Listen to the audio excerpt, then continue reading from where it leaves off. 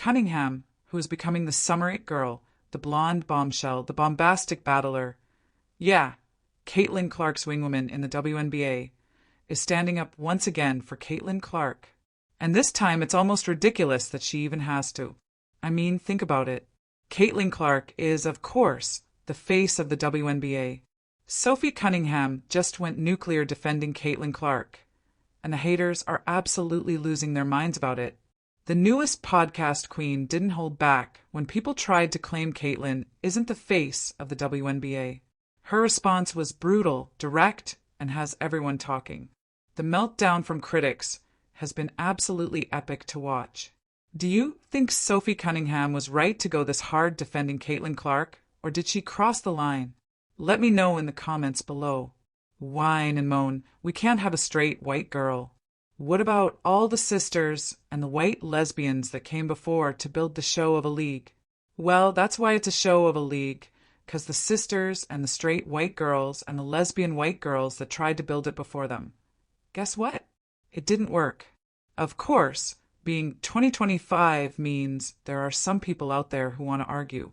So, Sophie Cunningham just launched her own podcast with Colin Cowherd's company, The Volume. And her very first episode was an absolute masterclass in how to break the internet. The girl came out swinging harder than a heavyweight boxer, and her target was anyone dumb enough to claim that CaitlinClark isn't the face of the WNBA. Let's be real here. Sophie knew exactly what she was doing. You don't launch a podcast and immediately go after the most controversial topic in women's basketball unless you want maximum attention. And boy, did she get it. It literally pisses me off when people are like, she's not the face of the league. Who would be? What? Sabrina? No. And no. There's really good, well-known people in our league. I'm not discrediting them. Like, we have a lot of badasses in our league. Hell yeah to that. I'm all for that. But when people try to argue that she's not the face of our league, or if our league would be where we're at without her, you're dumb as expletive. Yeah. You're literally dumb as expletive. Here's what our blonde bombshell had to say about people who think Caitlin isn't the face of the league. It literally pisses me off when people are like, she's not the face of the league. Who would be? What? Sabrina?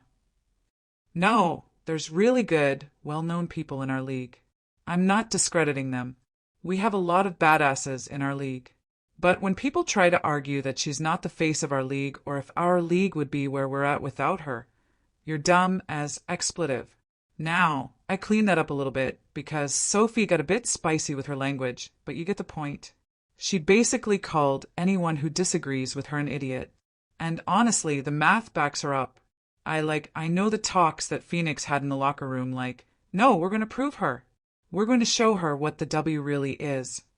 You know what I mean? And, I get it to a certain extent, and, every rookie coming into the league, that's how you're going to treat them. But there's just more for her. So it's her second year, and, now being on her team, and, seeing it, I'm like, what are people doing? Actually, it's just too much. Too much. And I'm over it. And if I'm saying it's too much, then it's probably too much. No, that's so fair, right? The reaction to Sophie's comments has been absolutely hilarious to watch. You've got people on social media having complete meltdowns because someone dared to state the obvious. CaitlinClark is the reason most casual fans even know the WNBA exists right now. But apparently saying that out loud makes you the villain. The media response has been particularly entertaining. Sports journalists who spent years ignoring the WNBA are now suddenly experts on league dynamics and player hierarchy. They're writing think pieces about how Sophie's comments are problematic and divisive, as if pointing out reality is somehow harmful to the sport. One of the biggest stars the WNBA's ever had, who's that? Had her name Rams Schmaitlin. What has that been like, seeing her not only kind of transform a league, but also just be not even just the league, but women's basketball as a whole around the world? No, I think it's awesome. I think it's so funny because she's 22, 23 years old, and the whole world is watching her. It is a cult following. I'm not kidding. No, it's wild. The airport today. Insane. It was 22 everywhere. Anywhere you go, like it is a home game wherever we play. Like she's security with her 24/7. Like people are outrageous.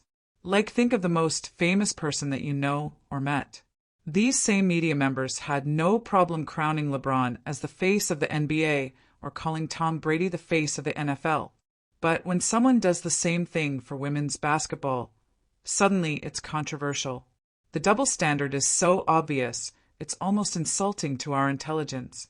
The funniest part is watching people try to argue that other players deserve the face of the league title more than Caitlin. Really? Based on what? Attendance numbers, TV ratings, merchandise sales, social media followers? Because every single metric that actually matters points to the same conclusion. Some critics have tried to argue that longevity should matter more than current impact. They point to players who have been in the league longer as more deserving of recognition. But that's not how being the face of anything works. It's about who represents the brand right now, who drives interest and engagement, who makes people want to watch. Sophie's timing with this podcast launch couldn't have been better. She's riding the wave of being Caitlin's teammate and defender, and she's turned that into her own media opportunity. That's smart business, even if it's making some people extremely uncomfortable. The business side of this whole situation is fascinating.